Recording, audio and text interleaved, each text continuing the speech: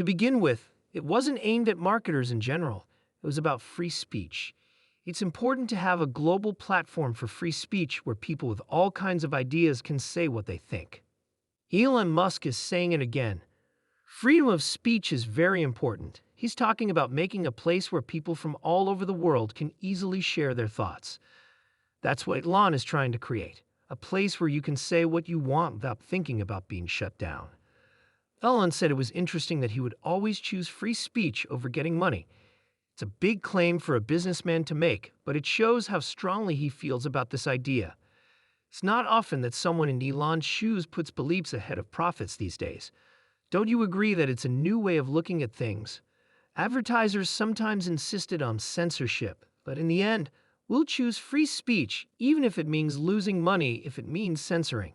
We will stand up for free speech instead of giving in to censorship for money, which I think is the proper thing to do. Next, let's talk about how to balance free speech and control, especially when it comes to ads. Of course, advertisers want their ads to show up next to material that fits with their brand's values. It makes sense. No one wants their ad to be next to something controversial. But now comes the hard part. How do you protect free speech and keep advertising happy at the same time? It looks like a wire walk. To avoid broad control, Elon thinks it's important to find a middle ground where free speech is protected and brand safety is taken into account. This is a tricky mix, and it will be interesting to see how Elon does it. It's tricky to keep the platform open and the marketers happy at the same time. In the past, when Twitter was older, there wasn't much targeting or matching of people to ads. Broad brand ads, like those from McDonald's or Coca-Cola, were the only ones that made sense. With those, you couldn't miss half of the people who saw them. Elon now wants to make X, which used to be called Twitter, a better place to see ads in use. He's leaving behind the days when ads weren't focused at all. Remember those ads that had nothing to do with what you were looking for? That will change. The ads will only show to people who want to see them thanks to AI. This means less annoying ads and more useful ones, which is good for both of us and the brands. This method based on AI sounds good. If it works, it could make things better for users and safer for brands and websites. Really, who wouldn't want ads that are relevant to them instead of ones that aren't?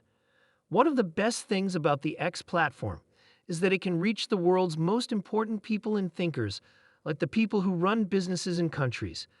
This is the place where someone would put an ad if they wanted to reach me.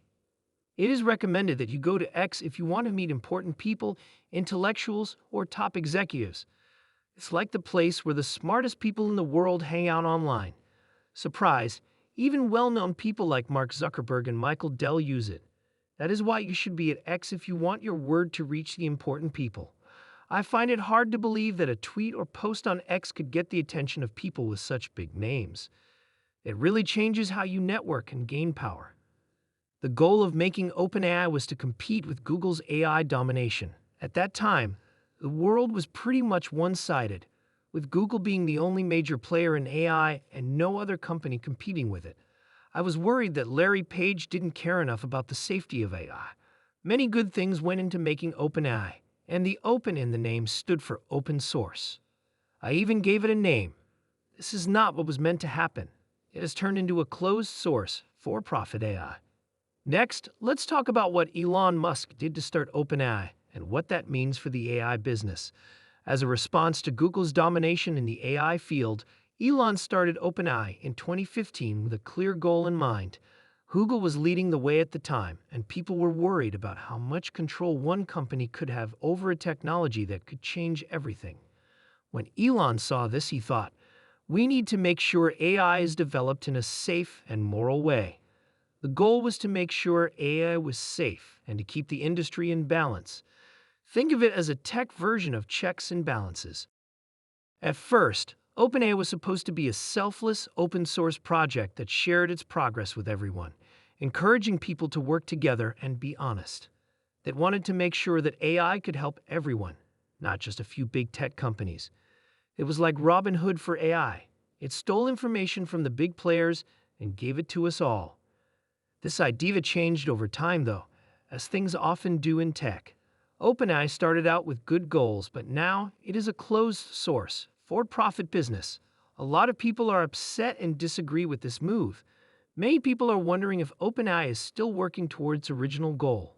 Is the goal still to make AI safe and easy to use, or has it turned into just another business that wants to make money? That's a bit of a twist, right? What began as a goal to make AI more accessible to everyone has turned into a more standard way of doing business. This makes me wonder about the future of AI and who will be in charge of this very strong technology. Will it be used for the good of everyone, or will a few groups run it? This change makes us think about how to mix new ideas with making money. Can a business stay true to its charitable roots and still try to make money? It's not easy to walk that line, and OpenAI's journey shows how hard it is. That's kind of what Neuralink wants to do. Make people smarter so we can keep up with AI, or make the relationship between AI and humans better. Could it help us think of new ideas? Also, it will definitely make people more creative in that way. You'll have a magic genie that can do anything you can think of. If everything goes well, the AI will try its best to make you happy, which could be a good thing. It's likely that if an artificial intelligence is trying to convince us to make you happy, it will work. Let us now talk about Neuralink and its big plans for the future. To make a good relationship between people and AI, Neuralink is working on making humans smarter. The goal is to make us more creative and capable, which could lead to what Elon calls a magic genie situation. Neuralink could bring about big changes in the next few years if it works. In the future, people and AI will be able to work together without any problems, which will lead to even more creativity and innovation. This is really cool stuff. Imagine a world where our brains can talk to technology directly, making us smarter and more powerful in ways we don't even fully understand yet. It's interesting and scary at the same time. SpaceX's goal is to make life possible on other planets so that people can live longer. That has always been the goal. This is something I talked about 20 years ago on video. We need to send a lot of people and things to Mars in order to do that. It would be dangerous for us to be a single-planet society, but if we can do it, we will get past the Fermi filter. Once we have a society that lives on more than one planet, we can try to go to other star systems and explore the rest of the galaxy. There may be a lot of long-dead colonies that only live on one world out there in the stars. It's like moving day, but to Mars. SpaceX wants to send a lot of people and stuff there. The goal is to build our own neighborhood in space, instead of just being amazed by one world. Elon Musk is like a kid who is always asking, why? He is thinking about the beginning of time, aliens, and the world.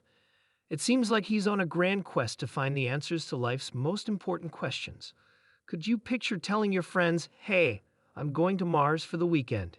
It sounds like something out of a sci-fi movie, but SpaceX is making it more real every day. It's amazing. I think what we need to do is make consciousness bigger so that we can figure out what questions to ask about the world since it is the answer.